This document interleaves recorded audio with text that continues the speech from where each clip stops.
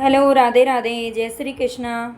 स्नान और नहाने में क्या अंतर होता है? एक बार देवी सत्यभामा ने रुक्मणी से पूछा कि दीदी, क्या आपको मालूम है कि श्री कृष्ण जी बार बार द्रौपदी से मिलने जाते हैं? कोई अपनी बहन के घर बार बार मिलने थोड़ी ना जाता है। मुझे तो लगता है कुछ गड़बड़ है। ऐसा क्या है जो बार बार श्री कृष्ण द्रौपदी के घर जाते हैं? तो देवी रुक्मणी ने कहा, बेकार की बातें मत करो। यह बहन भाई का पवित्र संबंध है। जाओ, जाकर अपना काम करो।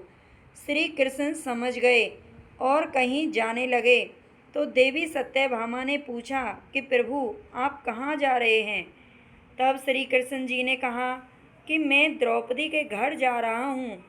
अब तो सत्यभामा जी और बेचैन हो गईं और तुरंत देवी रुक्मणी से बोली, देखा दीदी, फिर वही द्रौपदी के घर जा रहे हैं। यह सुनकर श्री कृष्ण जी ने कहा कि देवी, क्या तुम भी हमारे साथ चलोगी? उन दोनों ने सोचा कि यही अच्छा मौका है, चलते हैं।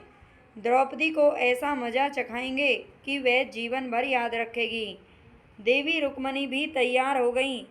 जब दोनों देवियां द्रौपदी के घर पहुंची तो देखा कि द्रौपदी अपने केस संवार रही थी।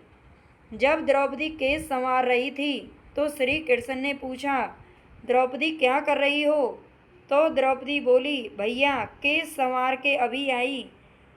तो श्री कृष्ण जी बोले, द्रौपदी, तुम्हारी भाभी मेरे साथ आई हैं, ये तुम्हारे केस संवारेंगी।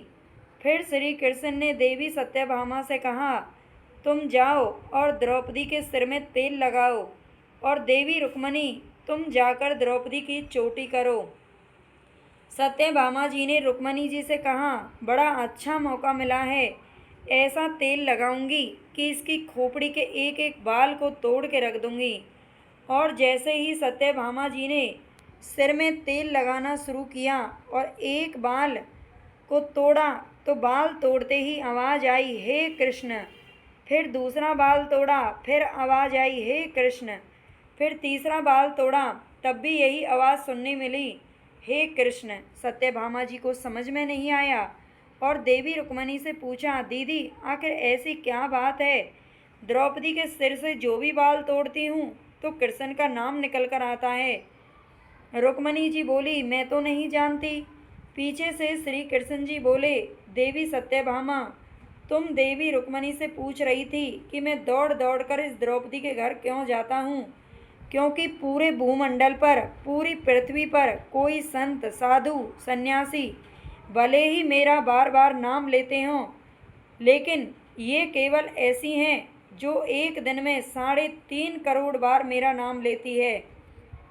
वह प्रतिदिन स्नान करती है और हर बार स्नान के साथ मेरा नाम जप करती है, इसलिए मैं रोज उसके पास आता हूँ। इसे कहते हैं स्नान, जो देवी द्रौपदी प्रतिदिन किया करती थी। हम जो हर रोज साबुन, शैम्पू और तेल लगाकर अपने तन को स्वच्छ करते हैं, इसको केवल नहाना कहा गया है।